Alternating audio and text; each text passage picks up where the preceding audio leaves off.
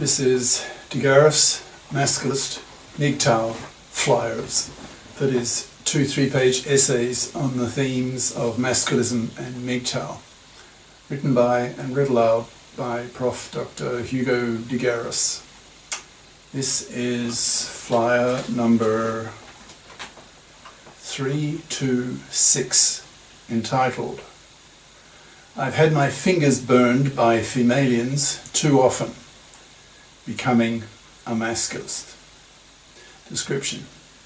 This flyer relates my very negative experiences with 5 of the most significant women in my life that motivated me to become an angry, hateful Masculist.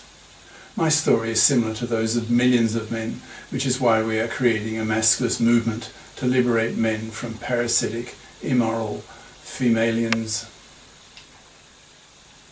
I'll link itself.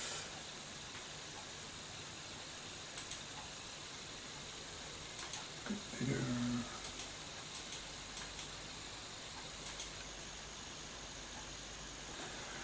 I've had my fingers burned by Femaliens too often, becoming a Masculist, by Prof. Dr. Hugo de Garis. Email profhugodegaris@yahoo.com. Website profhugodegaris.wordpress.com. This flyer is aimed partly at women, so that they understand why Masculists are so angry at fluffy parasites and fluffy feminist hypocrites. It relates my negative experiences with women, Femaliens, so that women reading this can begin to understand where this particular Masculist learned his Masculist anger and hatred from. There are millions, probably billions, of similar stories as men have been shafted, screwed, robbed, abused, enslaved, etc. by women. Now that men have the internet, they are talking to each other, swapping war stories of their horrible experiences with women, leading to the realization that, quote, "It's not just me. The type of things that happen to me are structural, built into our current gender roles, and even worse, due to the very evolved nature of women. So a political men's movement is needed to change the gender role expectations of women regarding men, and to men fair the gender laws, because in today's world, men are getting royally screwed, which is generating such hatred in men, that if things don't change, there'll be a sex war, in which gender politicians will be assassinated, thousands of feminazi divorce lawyers and judges will be murdered, and Masculist soldiers will go out into the streets and simply shoot feminazi vermin, who indirectly are wiping out whole populations due to fluffy feminist hypocrite takeover of the divorce courts, making them so toxic for males that in many countries 2/3 of young men now refuse to marry, reject paternity, the huge issue, and spend their money on themselves, freeing themselves from manslavery to the hated fluffy parasites. You can hear the anger in the above words. This is typical of millions of Masculists and MGTOWs, men going their own way, who are rebelling against the traditional role of being a manslave to women, against being seen by fluffy parasites as cash machines, who exist on this earth to pay for women to have babies. This flyer recounts my own story of how I ended up an angry, hateful Masculist, lashing out at fluffy parasites and learning to hate the fluffy feminist hypocrites who are now indirectly genociders, who have to be stopped with bullets if necessary. I'll start with the first woman in my life, that is, my mother, my shitty, shrewish mother. When I was 18, I had such a bad relationship with my mother that my father, who had good judgment and was fair, had to speak with me. I told him I had no respect for my own mother, whom I saw as utterly hysterical, irrational, illogical, and a lot dumber than me. I just couldn't take the silly woman seriously. She was too dumb for my father and extremely hypergamous. She latched on to the then rather famous name of de Garis, made famous by my father's uncle, who was daily in the news for his business and publicity exploits. When he died, the newspapers had a headline that was inches high: CJ dead. All Australians knew who CJ was, so no surname was needed. My mother latched on to the name of my father, and my father, being utterly sexually naive, married the first woman to wiggle her twat at him. It was a very unhappy marriage. My mother thought my father was not ambitious enough and nagged him to death, always fighting about money. I grew up with this fluffy parasite injustice, that is, women expecting men to earn the money and not bothering to get off their own parasitic asses and become fips, to test their own inadequacies or inadequacies in the marketplace. My mother had 3 kids, so could have had a career, but instead, as was the norm in the 50s and 60s, was a housewife, living her own career vicariously through her husband, who in time, due to his innate ability, did rise and rise in his career and status over the years. This very negative experience burned into me an utter hatred towards manslavery by fluffy parasites. I will not look twice at a woman who is not a fip now. Fluffies are vermin to me, immoral, parasitic, manslaving vermin, to be wiped out by being punished by not getting a man, being forced to rot on a shelf, by men totally ignoring them, not even pumping and dumping them. I escaped from my mother a few months later by going to university. Since then, I've used my own mother as an anti-model, that is, as the type of woman I would never get involved with. The next main woman in my life was my first wife. We met on the boat, sailing from Australia, my first of 7 countries, to the UK, where I lived long enough to take out UK citizenship. The first 5 years there, before the kids came, were happy. My 4 years living in Cambridge, UK, were probably the happiest of my life. She was nurturative, sexy, and a good companion, but she was still largely a fluffy.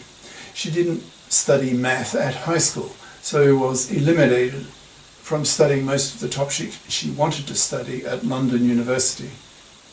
I remember being with her at the career counsellor's office, with him telling her, "No, you can't study this, you can't study that, because you didn't study math at high school." She ended up studying philosophy, which was economically useless in the real-world economy. So when the kids came, I was virtually forced into the breadwinner role because I had real computer skills that I had taught myself. That was before the days of formal computer science courses at universities. In the mid-70s, when we had 2 kids, it did not occur to me to question the father role. It was unconscious, unquestioned. It was just something one did as part of one's life path. It did not really start to impact hard on me that this coming baby was going to sharply change my life. I felt resentful that society did not warn young men about the hazards of fatherhood and being the sole breadwinner while the mother sat on her fat parasitic ass raising her kids in a house that he paid for. I hated being in the sole breadwinner role, doing a job I largely hated, just to get good money to keep the whole family afloat.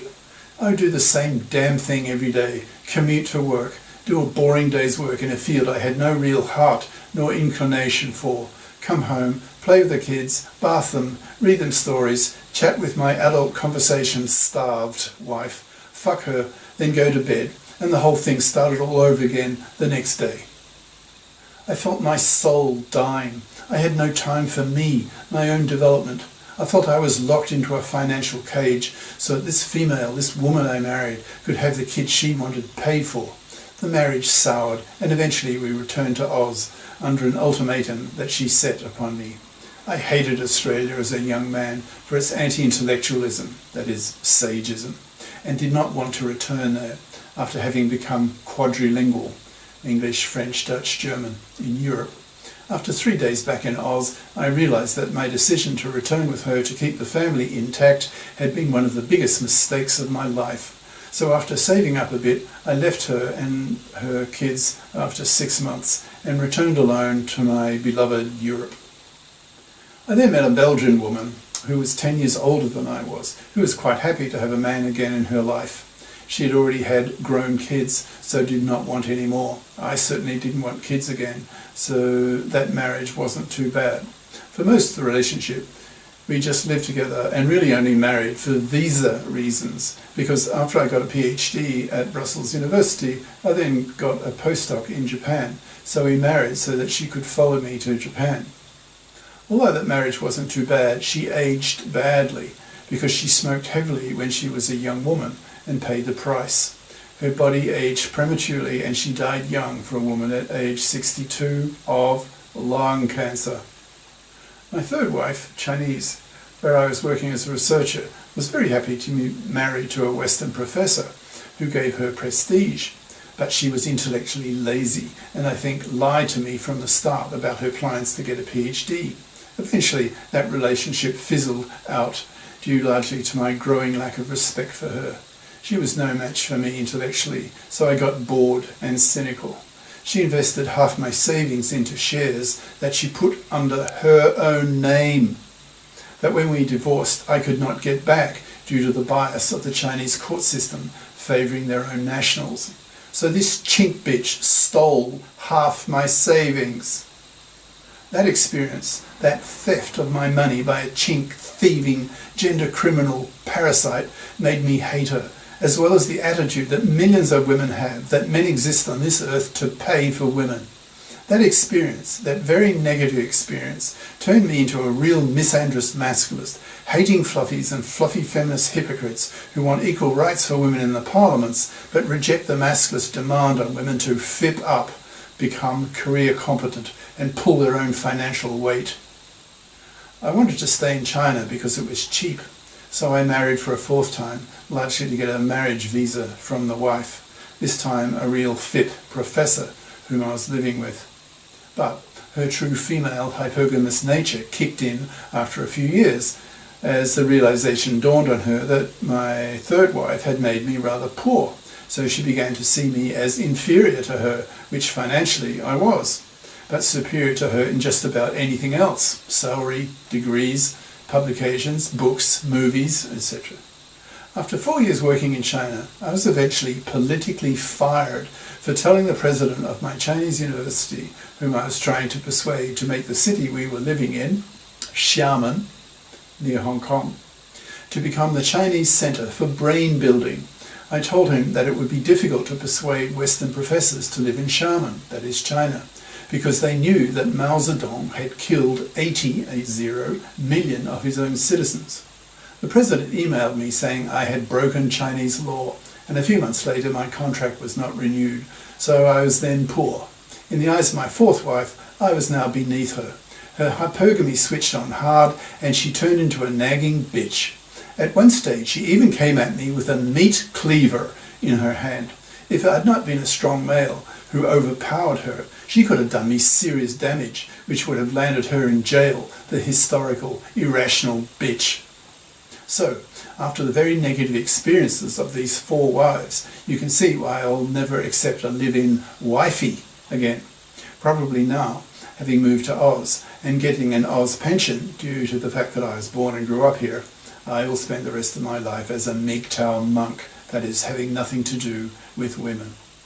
I can't take women seriously intellectually because they are incapable of sharing my passions for pure math and math physics. So the intellectual side of me is misogynist. I see women largely as immoral, parasitic half-wits who contribute almost nothing to world culture, being basically baby factories and child raisers who see men as cash machines to be abused and exploited. For example, the daily massacre of fathers in the divorce courts.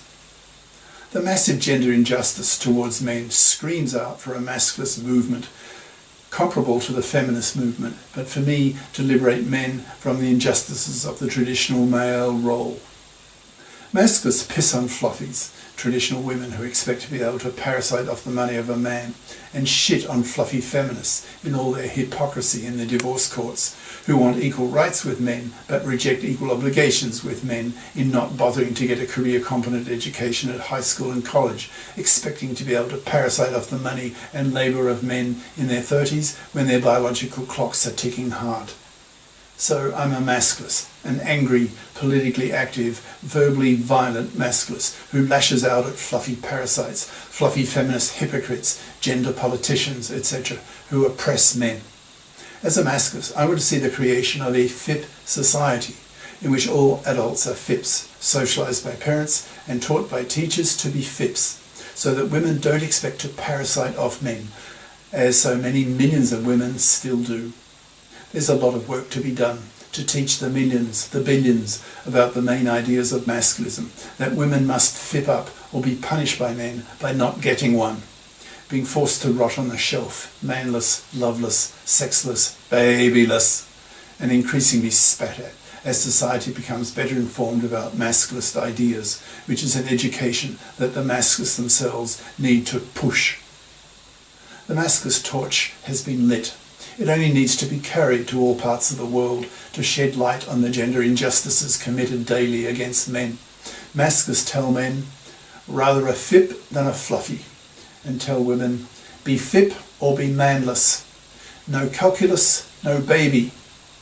Masculists tell society that if the gender laws are not made men fair, for example, divorce reform, bringing in the paternity rejection right, equivalent to women's mara, aka abortion right, then there will be a sex war in which masculine soldiers will assassinate the gender politicians, murder thousands of feminazi divorce court lawyers and judges, and go into the streets and simply shoot the feminazi vermin. There is too much masculine hatred against gender criminal women for the current gender norms to last much longer. If things don't change, there will be a sex war. A lot of people will be killed. Cheers. Prof. Dr. Hugo de Garis. Email profhugodegaris@yahoo.com. Website profhugodegaris.wordpress.com. Brackets. Contains links to 300 plus YouTube, Minds, BitChute, masculist essays/videos, and to the book Masculism, Men's Rebellion Against Being Man-Slaves to Women, an e-textbook of 300 plus masculist flyers for men's studies courses. Ciao.